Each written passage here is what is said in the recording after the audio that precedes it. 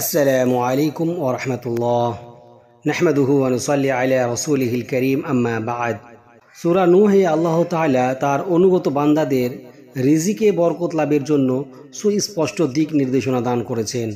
আল্লাহ তাআলা বলেন, অতঃপর বলেছি তোমরা তোমাদের প্রতিপালকের কাছে ক্ষমা প্রার্থনা করো, নিশ্চয় তিনি অত্যন্ত ক্ষমাশীল। তিনি তোমাদের জন্য প্রচুর বৃষ্টিপাত করবেন এবং তিনি তোমাদেরকে ধন সম্পদ ও সন্তান সন্ততি দ্বারা সমৃদ্ধ করবেন এবং তোমাদের জন্য উদ্যান স্থাপন করবেন এবং প্রবাহিত করবেন নদী নালা।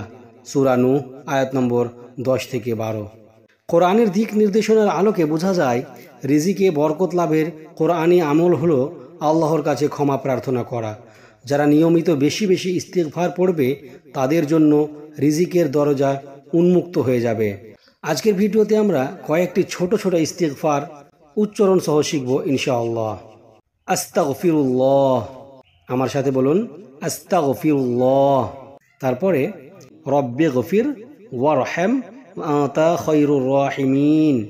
তারপরে ইস্তিগফার হলো আস্তাগফিরুল্লাহাল আযীম আল্লাযী লা ইলাহা ইল্লা হুয়াল হাইয়ুল কাইয়্যুম ওয়া আতুবু ইলাইহি।